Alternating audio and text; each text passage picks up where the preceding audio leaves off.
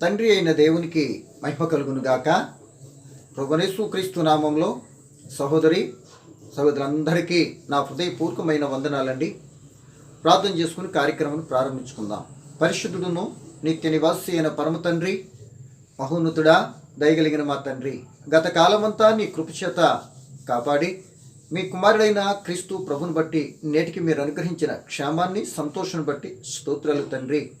ఈ సమయంలో తండ్రి, మీ కుమారుడైన క్రీస్తు ప్రభు ఈ భూలోకానికి మీరు పంపించడంలో కారణము, ముఖ్య ఉద్దేశము ఆలోచించడానికి సిద్ధపడుతుండగా సమయోచితమైన మీ ఆత్మజ్ఞానాన్ని ప్రసాదించండి. వినబోతున్న ప్రియులైన వారందరూ ఆధ్యాత్మిక బలపడినట్టు చూపుమని యేసు నామమున ప్రార్థన అడిగి వేడుకుంటున్నాను మా తండ్రి, ఆమేన్. మంచిదండి ప్రియ దేవుని పిల్లలారా, గత కాలంలో చాలా దినాలుగా వీడియోలు చేయలేకపోయాను. కారణం ఏంటి అంటే, మా తల్లిగారు ప్రభునందు నిద్రించుట కారణముగా కొద్దిగా శరీర బలహీనతను బట్టి కూడా కొన్ని వీడియోల నుంచి చేయలేకపోయాను. ఎందుకో దేవుని ఆత్మ ప్రేరణ బట్టి క్రీస్తు జన్మదిన పరమార్థము, ఆ క్రీస్తు ప్రభు ఈ భూలోకానికి రావటంలో ముఖ్య ఉద్దేశము, ఆ తండ్రి అయిన దేవుడు ఈ భూలోకానికి యేసును పంపించటంలో ఆయన సంకల్పము, ఆయన ఉద్దేశం ఏమై ఉన్నదో కొద్ది మాటలు ఆలోచించడానికి మరి సమయంలో మనం ప్రయత్నించేద్దామండి. మనందరికీ తెలుసు, ఈ డిసెంబర్ నెల రాగానే అందరూ ప్రారంభపు రోజు నుండి ఈ నెల 31 వరకు కూడా క్రీస్తు జన్మదినాన్ని చాలా సంతోషంగా, ఆనందంగా జరుపుకుంటారు. మనం మాత్రమే కాదు, యావత్తు ప్రపంచమంతా కూడా క్రీస్తు ప్రభు జన్మదినాన్ని చక్కగా జరుపుకుంటారు. ఆ రోజు ప్రభుత్వాలన్నీ కూడా సెలవులు ప్రకటిస్తున్నాయి, ఆఫీసులు, స్కూల్స్ అన్నిటికీ. అంటే క్రీస్తు ప్రభు పుట్టాడు అని ప్రపంచ ప్రజలందరూ కూడా ఆ సెలవు ప్రకటించడం బట్టి ఒప్పుకుంటున్నారు అని అంటూ సందేహం లేదండి. ఇంతకీ మనకి లోకంలో చాలామంది పుట్టారు, చనిపోయారు. ఆ పుట్టినటువంటి వారిని ఎవరో జ్ఞాపకం పెట్టుకున్నటువంటి వారు లేరు, లేక చనిపోయి తిరిగి లేచినటువంటి వారు కూడా లేరు. కానీ యేసు ప్రభు పుట్టినటువంటి రోజుని ఎందుకు ప్రపంచమంతా కూడా నేటికి మర్చిపోలేదు? ఆయన ఈ లోకానికి వచ్చి చెప్పింది ఏంటి? ఆయన రావటం వల్ల మానవునికి కలిగినటువంటి మేలేంటి అనే సంగతిని దైవ చిత్తానుసారంగా గ్రంథంలో కొద్ది మాటలు ఆలోచించడానికి ప్రయత్నించేద్దాం. ఆయన పుట్టినరోజు జరిగించుకోవటంలో అనేక మంది రోజు రోజుకి పెరుగుతున్నారే తప్ప, ఆదరణ పెరుగుతున్నదే తప్ప, మరి ఎందుకు ఆగిపోదాము అన్నటువంటి వారు మాత్రం లేరండి. అంటే ప్రియమైన దేవుని పిల్లలారా, ఆయన అందరూ జరిగిస్తున్నారంటే ఆయన అందరికీ కావాల్సిన వాడనే కదా. ఆయన ద్వారా తండ్రిని దేవుడు ఏమి చెప్పాలనుకున్నాడు, సర్వ మానవాళికి ఏమి మరి ఆయన ద్వారా మానవుడికి కలగాలనుకున్నాడో ఒక మాటను మనం ఆలోచించిన ప్రయత్నించేద్దాం. ఆయన జన్మలో ముఖ్య ఉద్దేశం ఏంటో లేఖనంలో నుండి నేనైతే ఒక మాటను జ్ఞాపకం చేస్తానండి.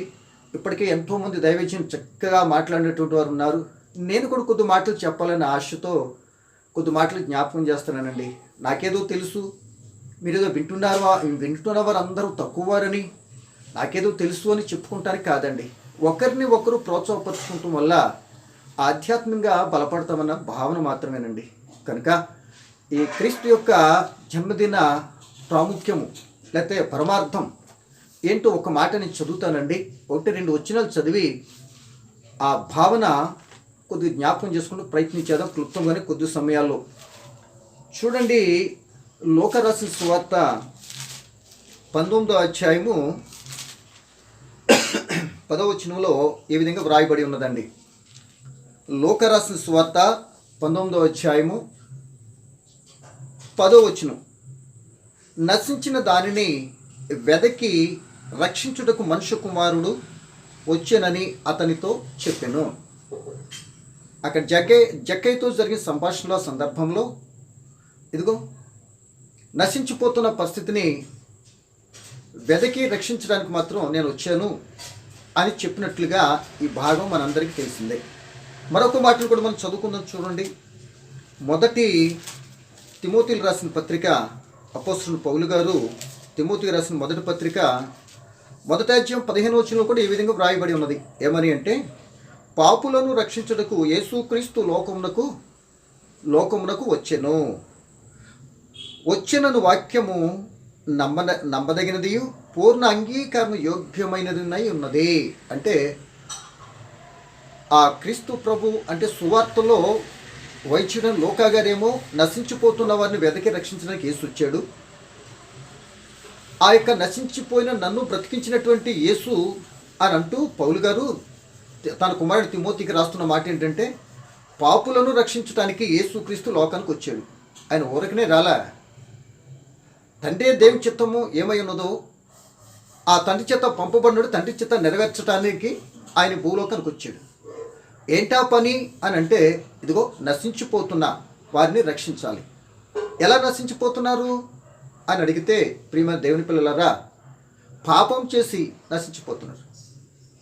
అందుకే ఇదే తిమోతి పత్రిక 3:16 ఏమంటున్నాడంటే, నిరాక్షేపముగా దైవభక్తిని కూర్చిన మర్మము గొప్పదై ఉన్నది, ఆయన సశరీరుడుగా ప్రత్యక్షమాయను.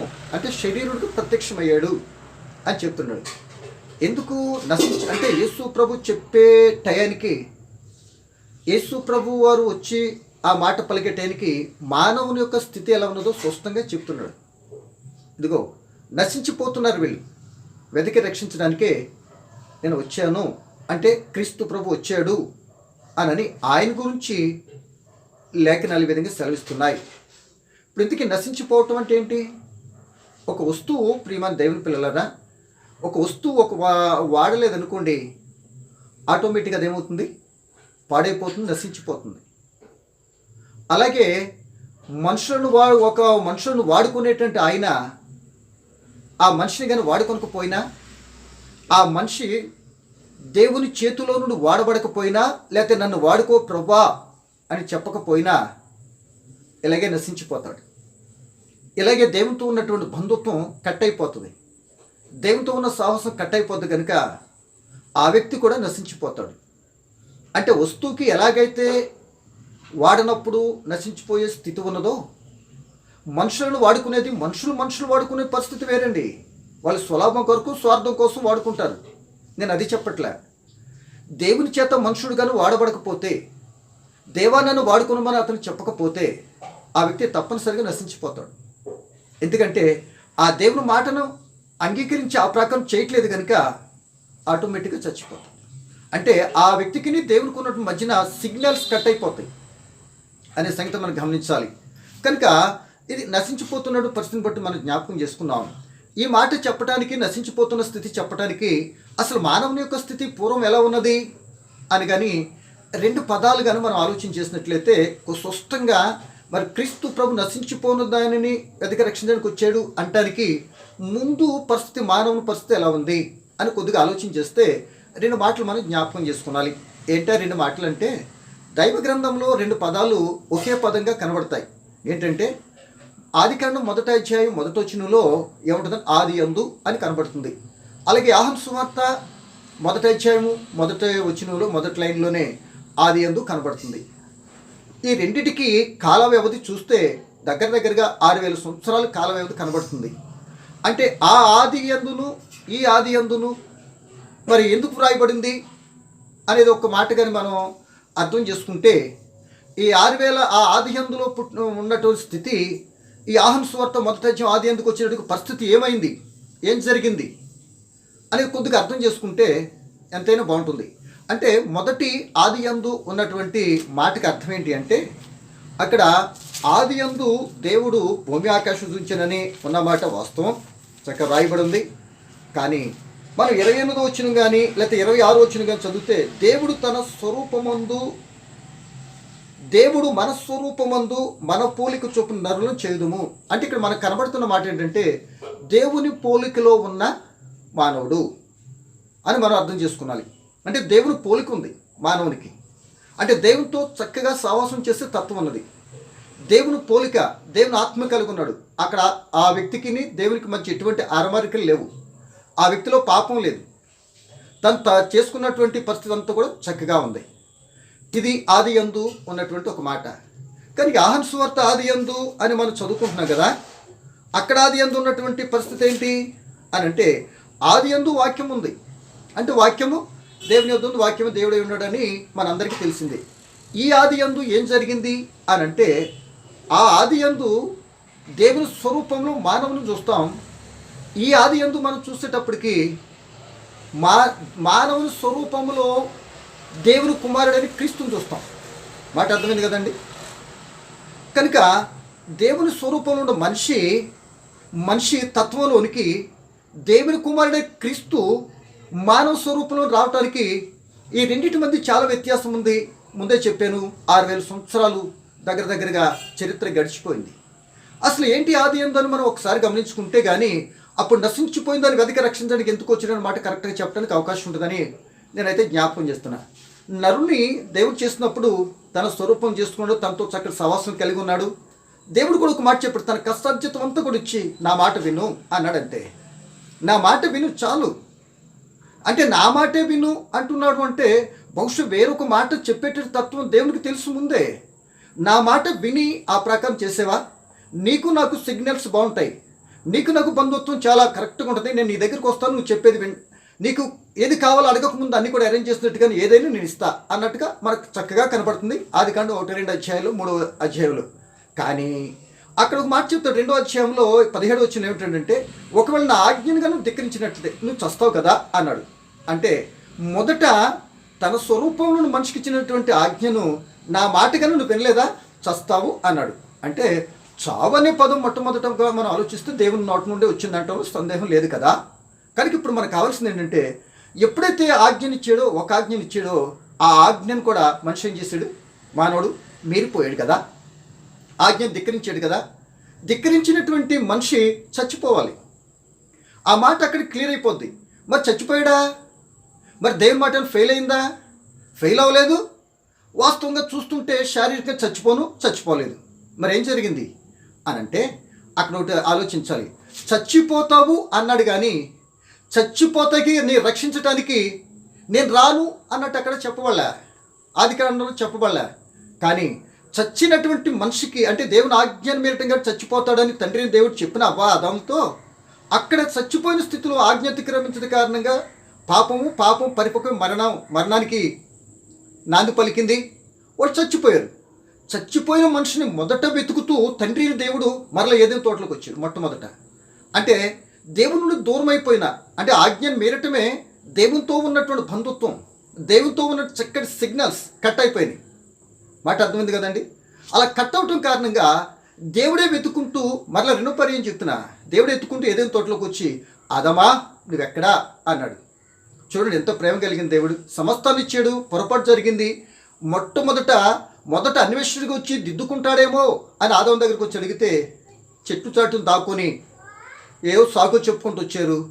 ఇక దేవుడు అనుకున్నది, నేను వచ్చి మరలా వాళ్ళు అడిగితే క్షమాపణ ఇద్దాము, వాడు నా యొక్క తత్వంలోనికి వస్తాడని చూస్తే తన పాపాన్ని కప్పుకున్నాడు, చెట్టు చాటున దాక్కుని కనపడదనుకున్నాడు. కానీ దేవుడికి అంతే కనపడదు కదా. చెట్టు చాటున ఉన్నటువంటి వ్యక్తి కనపడతాడు, చెట్టు పైన ఉన్న వ్యక్తి కనపడతాడు, చెట్టు వెనకాల చెట్టు ఎక్కిన ఆయన కూడా కనపడతాడు. మనందరికి తెలిసిన విషయం. అటువైపు మనం పోవద్దు, ఇక్కడ ఈ పాయింట్ మీద ఉందాం.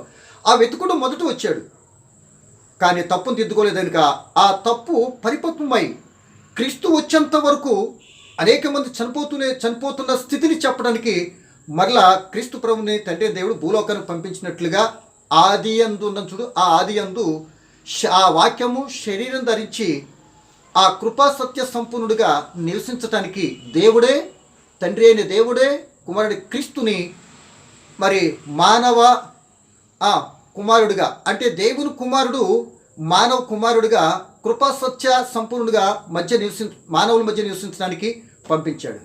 అంటే మొదట్లో ఆధ్యాత్మిక స్థితి కోల్పోయినా దేవుడు ఆత్మ సంబంధంగా ఉన్న వాళ్ళకి ఆ మాటలు అర్థం కాలే. సరే క్రీస్తు ప్రభు వచ్చేటప్పటికి ఎన్నో విషయాలు భక్తుల ద్వారా, ప్రవక్తల ద్వారా, న్యాయాధిపతుల ద్వారా, రాజుల ద్వారా ఎన్నో విషయాలు తన పిల్లలైనటువంటి వారు నశించిపోకూడదని మొదట అన్వేషకుడిగా ఆయన వచ్చి చేస్తే సరికాలా, వాళ్ళు గ్రహించలే. తదుపరి ఇంకా ప్రేమ చావక తండ్రి ఆ పిల్లలను అందరిని ఏం చేశాడు, ప్రవక్తలను, యాజకులను అందరూ పంపించి వారి స్థితిని సరిదిద్దుకోమని ఎన్నో అవకాశాలు ఇచ్చాడు. కానీ విన్నారా? మారలేదు. ఎన్నో రకాలుగా హింసించారు, అనేక మంది చనిపోయారు. ఎంతమంది వచ్చినా ప్రియమైన వాళ్ళరా, ఎంతమంది వచ్చినా ఆ జనాల్ని వాళ్ళని రక్షించలేని స్థితి. వారు రక్షించుకున్నారు. ఒకవేళ వారు చేసినటువంటి భక్తి భావాలు బాగుంటే వాళ్ళ కుటుంబాన్ని రక్షించుకున్నటువంటి పిల్లలుగా ఉన్నట్టుగా లేఖనాలు మనం చూస్తాం. ఇప్పుడు మనకు కావాల్సింది, మొదట ఫెయిల్ అయ్యాడు, ప్రవక్తలందరూ రెండవదిగా ప్రవక్తలను, యాజకులను అందరినీ మరలా ఇశ్రాయేల్ దగ్గరికి లేదా జనాంగం దగ్గర పంపించిన ఆయన మాట కూడా వినలేదు.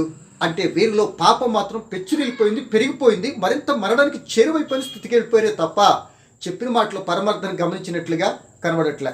అప్పుడు ఏం చేయాలి అని అనుకొని దేవుని యొక్క వాంఛ ఏంటంటే, ముందు ఆశీర్వదించాడు కదా బిడ్డల్ని. అబ్రహాంతో కూడా వాగ్దానం ఉంది కదా, నేను ఆశీర్వదిస్తానని. కనుక ఆ వాగ్దానం నెరవేర్చాలి. ముందు ఆశీర్వదించాడు. ముందు దేవుడు ఆశీర్వదించినప్పుడు ఆశీర్వదించబడినటువంటి వారిగా ఉండాలి కదా. మొదటి అధ్యాయంలో అటువంటి ఆశీర్వాదం కోల్పోయే పరిస్థితిలో వీళ్ళకి వచ్చారు కనుక మరలా ఆశీర్వాదం వైపు నడిపించాలి అని అనుకొని, ఒకటి తండ్రి, 2 ప్రవక్తలను పంపించాడు, సరికాలేదు. ఇక మూడోసారి ఏం చేశాడు, మరొక అవకాశం ఇచ్చి తండ్రి అయిన దేవుడు ఆ బిడ్డలు రక్షించాలని వాంఛ మాత్రం ఆయనలో చావల, ఆయనలో ఇదవలేదు. మరి తన కుమారుని క్రీస్తు ప్రభుని శరీరం ధరించి ఇదిగో భూలోకానికి పంపించాడు. పంపించినప్పుడు ఆయన పలుకుతున్న మాట, ఆయన ఏమంటుండే, ఆ భూలోకాన్ని పంపించి ఆయన పలుకుతుంది, నశించిన దాన్ని వెతికి రక్షించడానికి ఆయన వచ్చాడు. మీరు మత్తయి సువార్త 20 అధ్యాయం చదువుకున్నట్లయితే అక్కడ యేసు ప్రభు ఆ యొక్క శిలువ మరణానికి దగ్గరగా వచ్చినప్పుడు చాలా విషయాలు చెప్పాడు. ఒక ద్రాక్ష తోట ఉంది, సరే గుత్తకిచ్చాడు. ఆ యొక్క కాపులకి గుత్తకిస్తే మరి దాన్ని తీసుకుంటారు రావాలి కదండి, ఆ యొక్క కవులు తీసుకుంటారు రావాలి కదా. అలా 1, 2 తన పరువారిని అందరిని పంపించిన అందరినీ రకరకాలుగా హింసించారు. ఆఖరికి నా కుమారుడు కదా అని అనుకుని పంపిస్తే ఆ యొక్క రైతులు ఏం చేశారు, కౌలు ఇవ్వటం అనేసి యేసు ఆ యొక్క కుమారుడైనటువంటి వ్యక్తిని చంపేశారు అని. ఇదిగో ఈ భావనే మనకు అర్థమైతే ఆదికాండం నుండి జరిగినటువంటి స్టోరీ యేసు ప్రభు ఇక్కడ చెప్పే పరిస్థితికి కరెక్ట్గా అర్థమవుతానికి అవకాశం ఉంటుందని ప్రభుని బట్టి నేను జ్ఞాపకం చేస్తున్నాను. మీరు మొత్తం 20 అధ్యాయం చదివితే కరెక్ట్గా భాగంలో ఉండటం భాగం అదేనండి. కనుక మనకు కావాల్సినటువంటి ఈ మాట ఏంటంటే, ప్రియమ దేవుని పిల్లలారా, అలా వచ్చినటువంటి క్రీస్తుని ఇప్పుడు ఏం చేశాడైనా, నశించిన దాన్ని వెతికి రక్షించడానికి వాళ్ళు ఉన్న స్థితిని చెప్పాడు. అంటే ఇక్కడ మనకో విషయాన్ని గమనించాలి. అంటే యేసు ప్రభుకు ముందుకు ఎంతోమంది వచ్చారు. ఇప్పుడు నశించిపోతున్నటువంటి వారు, మేము నశించిపోతున్న వారి సంగతాలు లోకానికి అర్థం కావట్లే.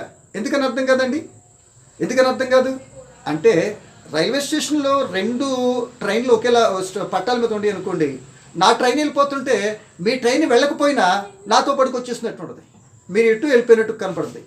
అందరూ పాపలే కనుక ఎవరు మంచివాళ్ళు లేరు కనుక కరెక్ట్గా చూడటానికి అవకాశం లేదు. కనుక ఆ లోకంలోనికి, చెడిన లోకంలోనికి, నాశనంతో ఉన్నటువంటి ప్రజల మధ్యకి నాశనము కాకుండా మనిషి ఎలా బ్రతకొచ్చు, అప్పుడే నాశనం కాకుండా మనిషి బ్రతికేటటువంటి విధానం ఎలా ఉంటుంది అని చూపించటానికి, నాశనం స్థితి నుండి ఎలా తప్పించుకోవాలి అని చెప్పటానికి, ఒకవేళ మీరు ఇష్టపడితే నా మాటలు విని మీ నాశనాన్ని నేను తీసుకొని మీకు జీవాన్ని ఇవ్వడానికి వచ్చాను, అంటే నశించిపోతున్న పరిస్థితిని మిమ్మల్ని బ్రతికించడానికి వచ్చాను అంటుంది వాక్యము. అదే కదా అపోస్తలుడు పౌలు ఎఫెసీ సంఘంతో చెప్తున్న మాట కూడా అదే కదా. పాపముల చేత, అపరాధం చేత చచ్చిన మనలను బ్రతికించాడంట. అందుకే ఆ క్రీస్తు ప్రభువుని ఆది అందనం కదా, అంటే దేవుని, అంటే మానవ స్వరూపంలో దేవుని కుమారుడు క్రీస్తు మనిషి కుమారుడిగా, అంటే మరి కుమారుడిగా, యోసేపు కుమారుడికి ఎంచబడిన స్థితిగా ఈ లోకానికి వచ్చినట్టుగా లేఖనాలు మనం చూస్తున్నాం. ఆయన వచ్చిన తీరుని మనం గమనిస్తే అది ఎంత దేన స్థితో, ఎంత గొప్ప స్థితో, పరిస్థితి లోకంలో ఈ రోజున ఆ పేరు చెప్పి ఆ అధ్యాయాలు చదివి ఎంత ఆర్భాటాలతో చేస్తున్నాం అనేది పక్కన పెడదాం. ఇప్పుడు మనకు కావాల్సిన మాట ఏంటంటే, ప్రియమైన దేవుని పిల్లలారా, ఆయన నశించిపోతున్నటువంటి వారికి, నశించిపోతున్న వాళ్ళు ఎవరికి కావాలండి? ఎవరు పట్టించుకుంటారు? కనుక ఆ నశించిపోతున్నటువంటి వారిని ఆయన ఆ నశింపు తత్వమైనటువంటి పాపానికి రావాల్సిన శిక్ష ఏం తీసుకొని ఆ యొక్క నశించిపోతున్నటువంటి వారికి ఆయన జీవాన్ని మనకిచ్చాడు. అంతే కదా. చనిపోయారు అంటే ఆధ్యాత్మికంగా దేవునికి దూరం అయిపోయాడు. అప్పటికి ఆదాము పరిస్థితుల్లో చనిపోవటం అంటే ఏంటి కూడా వాళ్ళకి తెలియదు. అయినా సరే దేవునికి దూరం అవటం కారణంగా ఆ మరణము ఏలుకుంటూ వచ్చింది. దాన్ని జయించలేకపోయాడు మనిషి. కనుక క్రీస్తు ప్రభు వచ్చి ఆ మరణానికి స్వస్తి చెప్పడానికి, ఆ చనిపోతున్న స్థితికి స్వస్తి చెప్పడానికి, చనిపోతున్నటువంటి వ్యక్తి కూడా మరలా బ్రతకొచ్చు, చనిపోయిన వ్యక్తి బ్రతకొచ్చు అని ఆయన చనిపోయి తిరిగి లేచి బ్రతకటం ఎలాగో నేర్పించాడు లోకానికి. కనుక నా ప్రియమైన దేవుని పిల్లలారా, ఇక్కడ ఒక విషయాన్ని మనం గమనించుకుందాం. నేను ముగించడానికి ఇష్టపడుతున్నా. అంటే యేసు వచ్చి చేసింది ఏంటంటే నశించిపోతున్న వారిని వెతికి రక్షించాడు, పాపులైన వారిని రక్షించాడు. కనుక అలా రక్షింపబడటానికే కాలము సంపూర్ణమైనప్పుడు, దేవుని ప్రణాళికలో దేవుడు ముందుగా నిర్ణయించుకున్న నిర్ణయం ప్రకారం కాలము సంపూర్ణమైనప్పుడు దేవుడు తన కుమారుని పంపించాడు. స్త్రీ యందు పుట్టి పంపించాడు. స్త్రీ యందు ఎందుకు పుట్టాలి అని అంటే మానవులు పుడుతున్నటువంటి పరిస్థితి అంతా కూడా పురుషుల నుండే పుట్టారు. కానీ యేసు ఒక్కడే స్త్రీ నుండి పుట్టాడు. అది పరిశుద్ధాత్మ వలన కన్యమరి గర్భన. ఇవన్నీ ప్రవచనాలు. ఈ ప్రవచనాలకు నెరవేర్చబడటానికి కాలము సంపూర్ణమైనప్పుడు ముందు తండ్రి చెప్పాడు. మరొకసారి వెనక్కి వెళ్తున్నా. తండ్రి చెప్పాడు, వినలేదు మనిషి. ప్రారంభంలో యాజకులు ప్రవక్తలు అందరూ చెప్పారు, మనిషి మారలేదు. మూడోసారి తన కుమారుడైనటువంటి పరిస్థితిని తీసుకొచ్చాడు. ఇప్పుడు ఏమంటున్నాడంటే, ఎవరైతే నన్ను అంగీకరిస్తారో, అంటే కృపాసత్య సంపూర్ణంగా మన మధ్య నివసించడానికి వచ్చి మన వలనే నడుస్తూ, మన వలనే తింటూ, మన వలనే అన్నీ కూడా చేస్తూ పాపం అంటని వాడిగా, పాపలోకంలో పాపాన్ని జయించిన వాడిగా, పాప ప్రభావానికి అని లొంగకుండా పాపాన్ని ఎలా జయించాలో చక్కగా ఆయన బ్రతికి చూపించి ఈ భూలోకానికి ఎందుకైతే వచ్చాడో ఆ కార్యక్రమం నెరవేర్చి, తండ్రి చిత్తానుసారంగా కార్యక్రమం నెరవేర్చి తన యాత్ర ముగించినట్లుగా మరి జీవితంలో మనం చూస్తుంటాం. అందుకే ఆయన నశించిపోతున్నటువంటి పాపానికి రక్తం చిందించబడాలి కనుక ఆ రక్తం చిందించటానికి, ఆ రక్తం చిందించబడినటువంటి పాపానికి రక్తం చిందించబడినటువంటి ఆ మానవుని విమోచించడానికి ఆయన గొర్రెపిల్లగా అని మనం యోహాను సువార్తలో మనం చదువుతుంటాం. అందుకే ఆయన ఏం చేశాడంటే రక్త మాంసంలో పాలువాడిగా వచ్చాడు. మాట అర్థమవుతుందండి. రక్త మాంసంలో పాలువాడిగా వచ్చి రక్తాన్ని కల్వరిశిలలో మరి కాచి శరీరం భూస్థాపనకి వెళ్ళి ఆయన మహిమ శరీరముగా ఆయన ఏం చేశాడంటే చనిపోయినటువంటి వారిని అందరికీ మరి జీవాన్ని ఇవ్వటానికి, అదే రక్షించటానికి రక్షకుడిగా వచ్చి, ప్రియ దేవుని బిడ్డలారా, నిన్ను నన్ను ఈ రోజున రక్షించాడు. ఎందుకు అలా ఇశ్రాయేలు నుండి మనకి ఎందుకు రక్షణ వచ్చిందంటే వాళ్ళు ఆ తృణీకరించారు కనుక. యోహాను సువార్త 11వ అధ్యాయం చూస్తాం. ఎవరిని అందరూ తనను అంగీకరించారో వారందరూ దేవుని కుమారులు అవడానికి చక్కటి అవకాశం ఇచ్చాడు కదా. కనుక దాన్ని బట్టి మన ఆలోచన దగ్గర విషయం ఏంటంటే, ప్రియ దేవుని పిల్లలారా, నశించిపోతున్న పరిస్థితి నుండి విమోచించడానికి, అంటే మనిషి దేవుని దగ్గర నుండి దేవుని చిత్తానికి అవిధేయుడే ఒక సిగ్నల్స్ కానీ దేవుని సంబంధం కానీ తెగిపోతే ఆ మనిషికి అవధులు ఉండవండి. కానీ మనిషి బ్రతకాల్సింది, మనిషి బ్రతికేది పుట్టించిన దేవుని కొరకు బ్రతకాలి. పుట్టిన తర్వాత నీ కొరకు బ్రతకడానికి దేవుడు నీ ఇష్టం వచ్చిన బ్రతకడానికి కాదు నీకు జీవాన్ని ఇచ్చింది. అలా ఇచ్చి తప్పిపోయినా వారిని మరలా రక్షించాలని ఆయన అనాది సంకల్పం భాగంగా తన కుమారుడు క్రీస్తుని పంపించాడు. అంటే ప్రియమైన దేవుని పిల్లలారా, దేవుని చిత్తానుసారంగా బ్రతకనట్టు వ్యక్తి యొక్క పరిస్థితి ఎలా ఉంటుందో తెలుసా? దేవుడు అన్నీ ఇస్తున్నా, సమస్తం ఇప్పుడంటూ ఏది ఇస్తున్నా, ఏం చేస్తున్నా అవి గుర్తింపులకు రావు అతని వ్యక్తి. అతను పలికే మాట కానీ, అతను చేసే క్రియలు కానీ అతని జీవితానికి సర్వనాశనం వైపు నడిపిస్తే తప్ప తన బ్రతుకి మాత్రం నెమ్మది కలిగించే స్థితి మాత్రం ఎప్పటికీ రాదు. ఎందుకో తెలుసా? దేవుని చిత్తంలో ఉన్న బ్రతకవలసిన మనిషి దేవునికి మనిషికి సిగ్నల్ కట్ అయిపోతే జరిగే పరిస్థితులు అలాగే ఉంటాయి. ఉదాహరణ, ఇప్పుడు హెలికాప్టర్ వెళ్తుంది అనుకోండి, ఎలా ఉంటుంది? దానికి ఒక రాడర్తో సిగ్నల్ ఉంటుంది. ఆ సిగ్నల్ ప్రకారం అది ప్రయాణం చేసుకుంటూ మరి ఎక్కడికి వెళ్తుందో చెప్పుకుంటూ వెళ్ళాలి. ఆ సిగ్నల్ కట్ అయింది అనుకోండి, అంతే సంగతులు. నల్లమల్ల అడవుల్లో రాజశేఖర రెడ్డి గారి హెలికాప్టరు ఫెయిల్ అయ్యి చనిపోయినట్టే ఉంటుంది. అలాగే సెల్ ఫోన్ ఉందనుకోండి, ఆ సెల్ ఫోన్ నెట్ కనెక్షన్ కరెక్ట్గా ఉంది, అందినంత వరకు ఓకే, లక్షలు పెట్టుకున్న ఆ సెల్ ఫోన్ కనెక్షనే అదే ఆ టవర్ కనెక్షనే నెట్ కనెక్షన్ లేదనుకోండి, నీ సెల్ పనిచేయదు, అంతే. ఎన్ని వేలు లక్షలు పెట్టుకుని అంతే. అలాగే ఈ రోజున మనిషి యొక్క బ్రతుకు దేవుని చిత్తానికి ఆ కనెక్షన్ కానీ ఆ బంధుత్వం కట్ అయితే ఇదిగో ఈ విధంగానే చచ్చిపోతాడు. ఆ తెగిపోయిన బంధుత్వాన్ని, ఆ తెగిపోయిన సాహసాన్ని, ఆ తెగిపోయినటువంటి పరిశుద్ధతను, ఆ పోగొట్టుకున్నటువంటి పరలోకాన్ని ఆ నశించిపోయి మానవునికి ఇవ్వటానికి మరలా తిరిగి మానవుని రప్పించుకోవాలని తండ్రి ప్రణాళికలో భాగంగా క్రీస్తుని, తన కుమారుడు క్రీస్తుని, ఏకైక కుమారుని నీ కొరకు నా కొరకు చనిపోవటానికి తండ్రి దేవుడి భూలోకానికి పంపించాడండి. కనుక ఈ సమయంలో ప్రియమైన సోదరుడా, సహోదరి, ఈ విధంగా ఇంకా నీ జీవితంలో వింటున్న మాటలను బట్టి ఈ రోజున క్రిస్మస్ అని పేరు చెప్పగానే, యేసు యొక్క విషయం చెప్పగానే ఆర్భాటాలు, ఆనందాలు, సంతోషాలు, కేరింతలు, డ్యాన్సులు, ఓకే, అవి ఎంతవరకు బైబిల్ అనుసారంగా ఉన్నాయి, వాక్యానుసారంగా ఉన్నాయి ఒకసారి ఆలోచించాలి. సెకండ్లీ, ఒకవేళ అసలు క్రిస్మస్ చేస్తున్న దాని పరమార్థం ఏంటి, ముఖ్య ఉద్దేశం ఏంటి క్రీస్తు రావటంలో అన్న సంగతి కొద్దిమంది గమనించినట్లు ఉంటున్నారు. సొంత ఉద్దేశాలు పెట్టి నడిపిస్తున్నట్లు ఎన్నో కార్యక్రమాలు మనం చూస్తున్నాం. అలా కాకుండా ప్రియమైన సోదరుడా, సహోదరి, ఆలోచించే అలా ఆనందపడిపోవటానికి, సంతోషపడిపోవటానికి, ఒకవేళ యేసు పుట్టాడని సంతోషపడు, ఆనందమే అంటే పాత రోత బ్రతుక్కి ఒక చక్కటి మార్గం ఏర్పడింది. రక్షణ లేని స్థితిలో ఉన్నందుకైతే రక్షణ వచ్చింది, రక్షణ మార్గం ఏర్పడింది. పాపి పరిశుద్ధునిగా నీతిగా మార్చబడడానికి ఒక రక్షణ మార్గం ఏర్పడింది. నీ బ్రతుకు రెండు మొక్కలు కావడానికి ఒక మార్గం ఏర్పడింది. పాత బ్రతుకు కొత్తది, నూతన జీవితంగా. చరిత్ర రెండు భాగాలు కావటానికి ఒక సుముఖత ఏర్పడింది. కనుకనే మనం ఆయన జన్మదినాన్ని జరుపుకోవటం మంచిదే. జరిగేది వాస్తవాతీతం, ఆయన ఎందుకు పుట్టాడు అనేది కరెక్ట్గా చెప్తూ వాక్యానుసారంగా చేస్తే అప్పుడు నిన్ను నన్ను బట్టి దేవుడు సంతోషిస్తాడు. అంటే ఆయన పుట్టాడని నువ్వు సంతోషపడుతూ తందనలాడుతూ పప్పాలు తినేసేసి నానా అల్లరల్లరి చేసుకోవటం కాదు, అది కరెక్ట్ కాదు. అది అసలు బైబిల్ చెప్పనమాట. అలా అది ఉన్నట్లయితే మనం దిద్దుకోవలసినటువంటి సమయం ఆసన్నమైన సంగతిని ప్రతి ఒక్కరు గమనించాలి. కనుక అలా ఉన్నటువంటి పరిస్థితి దేవుడు అంటే దేవుడు మరలా రక్షించాలి, ఆ వ్యక్తిని దీవించాలి అని అనుకున్నాడు. కనుకనే క్రీస్తుని పంపించాడు.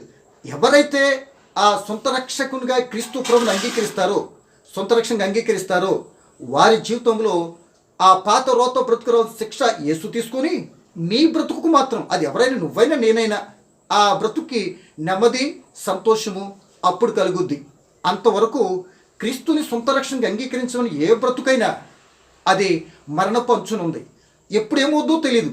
అంటే ఆధ్యాత్మిక మరణం వచ్చునుంది.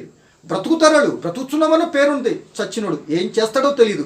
అన్ని దేవుడు ఇచ్చిన నాకేంటో దేవుడు ఇవ్వలేదు, దేవుడు నిందాపూర్వంగా మాట్లాడుతూ దేవుడు అలా చేస్తాడేంటి, ఇలా చేస్తాడేంటి అని అంటూ అసలు తప్పులోనే ఉండి జంతువుల పరిస్థితులకి దృష్ట్యా గ్రహింపు లేకుండా మరలా దేవునిపై నిందలేస్తూ మరింత సంకటపడే స్థితిలోకి వెళ్తాడు. ఎన్ని కోట్ల రూపాయలను ఎంతున్నా ఆ వ్యక్తి మనశ్శాంతి మాత్రం దొరకదు.